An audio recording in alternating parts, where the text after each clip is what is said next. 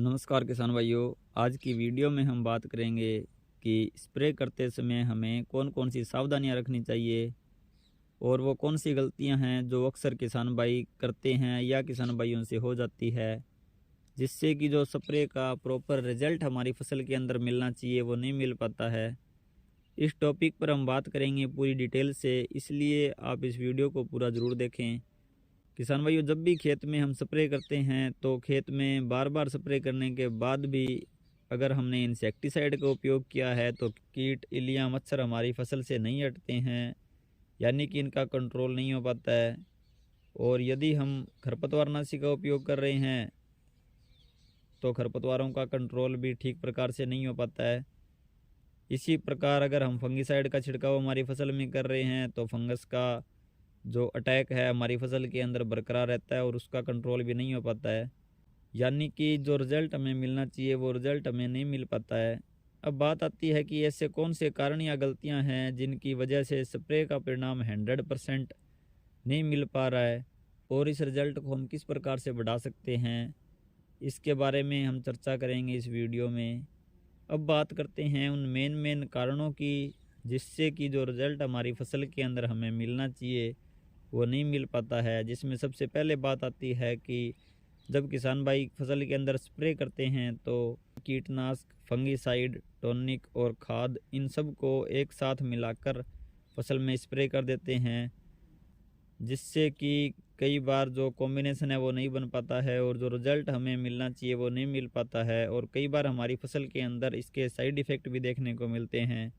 किसान भाइयों, इंसेक्टिसाइड के साथ इंसेक्टिसाइड का कुछ हद तक कॉम्बिनेशन बन जाता है, लेकिन सभी प्रकार के इंसेक्टिसाइड को आपस में मिलाकर स्प्रे नहीं कर सकते हैं और यह जो गलतियां किसान भाई अक्सर करते हैं, इसलिए हमें इंसेक्टिसाइड और फंगिसाइड को आपस में मिलाकर स्प्रे नहीं करना चाहिए।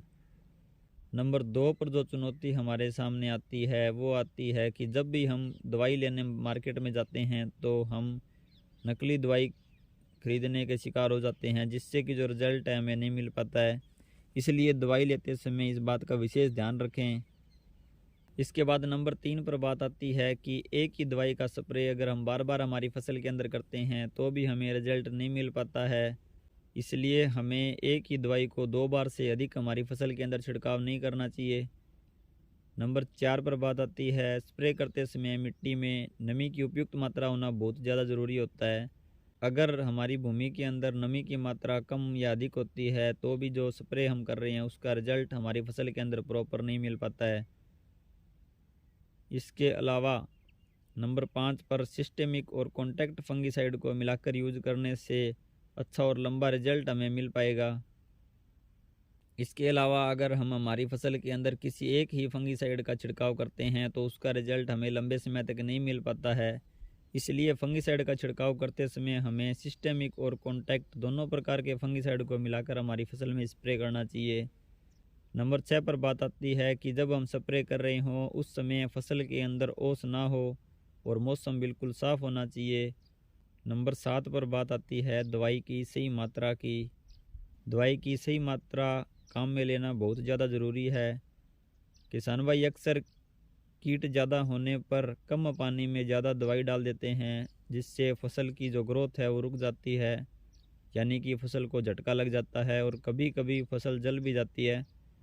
या फिर किसान भाई 1 एकड़ की दवा को 1.5 एकड़ या फिर 2 एकड़ में छिड़काव कर देते हैं, जिससे कि उसका जो परिणाम है वो अच्छा नहीं मिल पाता है। इसलिए आप इस बात का विशेष रूप से ध्यान रखें कि जो मात्रा रिकमेंड की गई है उसी मात्रा के हिसाब से फसल के अंदर छिड़काव करें, जिससे कि जो रिजल्ट है वो अच्छा मिल सके। इसके साथ ही जो पानी की मात्रा है वो हमें सही काम में लेनी चाहिए, यानी कि न तो पानी की मात्रा कम हो और ना ही पानी की मात्रा ज़्यादा हो। इसलिए हमें 100 से 150 लीटर पानी प्रति एकड़ के हिसाब से उपयोग करना चाहिए, जिससे कि जो दवाई है वो फसल के अंदर प्रॉपर रूप से छिड़काव हो सके और उसका रिजल्ट हमें मिल सके।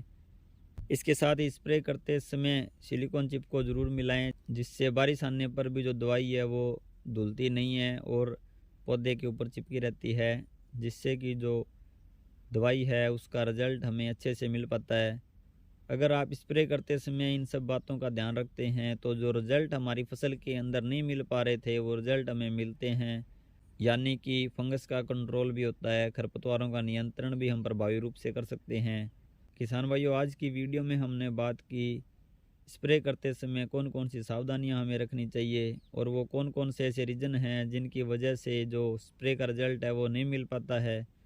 किसान भाइयों, उम्मीद करता हूँ आपको यह जानकारी उपयोगी लगी होगी, इसलिए वीडियो को ज़्यादा से ज़्यादा किसान भाइयों के साथ शेयर करें। धन्यवाद।